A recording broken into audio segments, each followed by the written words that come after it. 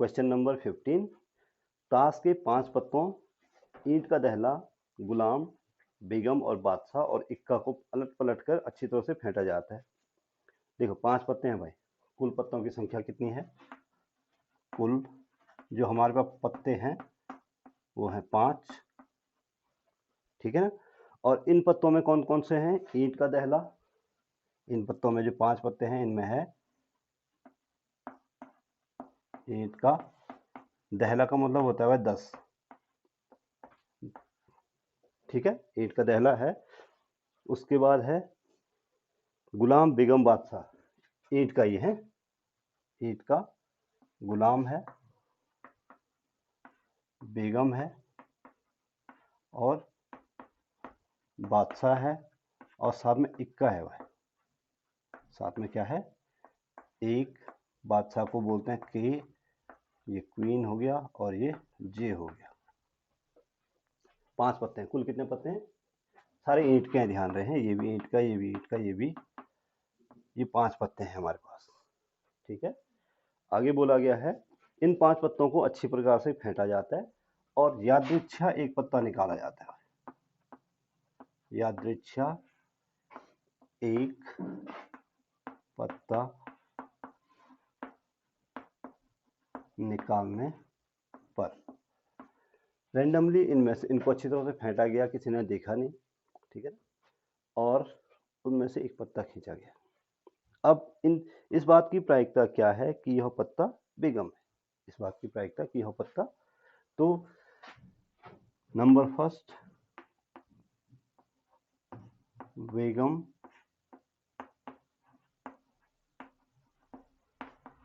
निकलने की प्रायिकता, बेगम निकलने की कितनी हो जाएगी? बेगम कितनी है? केवल एक, और वो भी क्या है? ईंट की है, तो 1/, क्या हो गया? 5, 1/, ठीक है, नोट करो। यदि बेगम निकल आती है उसे अलग रखा जाता है और एक अन्य पत्ता निकाला जाता है। तो निकाला गया पत्ता इक्का है या बेगम है? यदि बेगम निकल आए, यदि, सेकंड पार्ट इसी का, यदि बेगम निकल जाए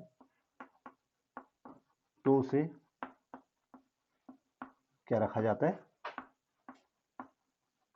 अलग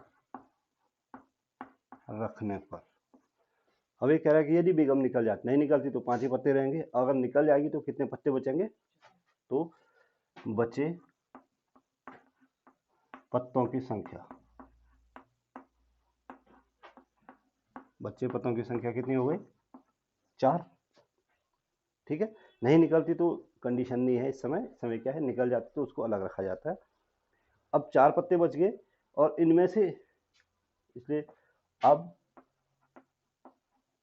नंबर ए, इक्का निकालने की प्रायिकता, इक्का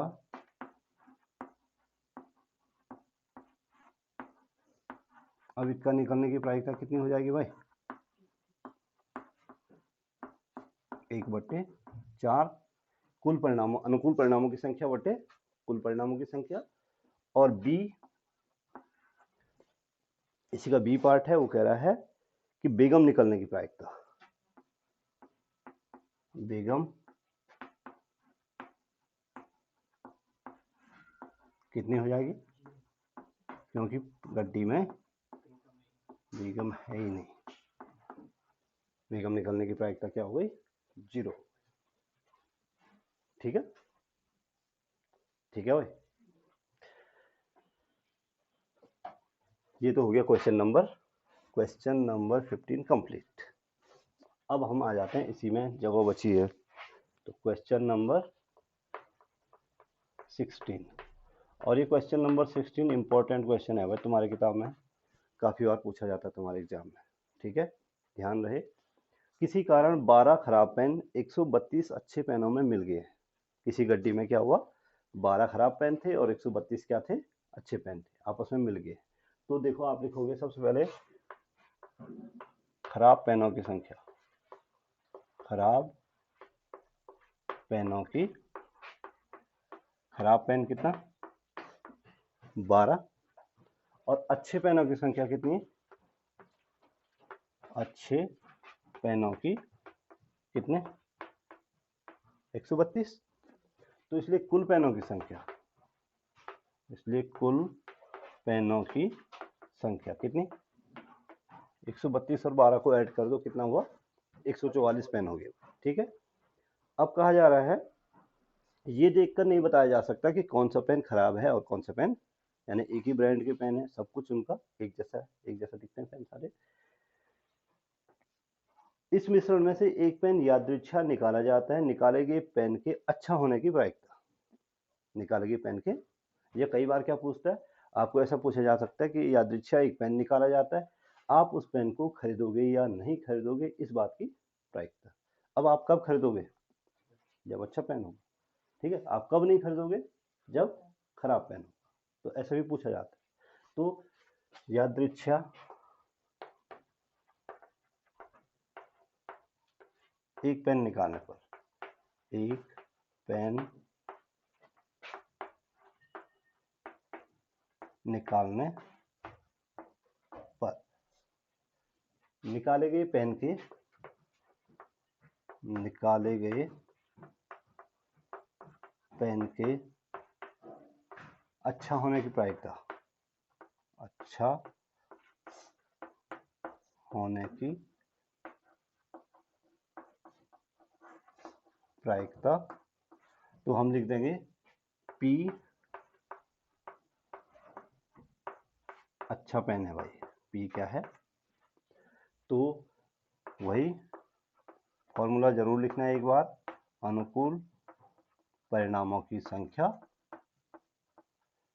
डिवाइडेड बाय कुल परिणामों की संख्या। अनुकूल परिणाम कितना है इस समय 100, और कुल परिणाम कितना है 144।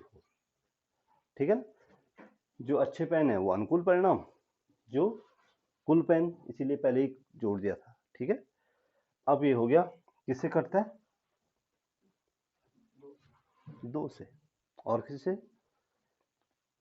ये करता है कम से कम 12 से, इसे करते हैं 12 का पहाड़ा याद है नहीं है, अगर मैं बोलूँगा 12 का पहाड़ा सुनाओ, कितने लोग सुना सकते हैं, 12 11 की कितने होती है बताओ, 1, तो ये 11 और 12 की कितने होती है, ये आपका आंसर है। ध्यान रखना इन दोनों के बीच में 12 का अंतर था, किसका अंतर था, कैसे पकड़ना है, इन दोनों के बीच में कितने का अंतर है 12 का अंतर है ना, तो और 12 का भाग 144 में जाता है, तो उससे 12 नंबर कम में भी तो जाएगा, ये तुम्हारा आंसर है।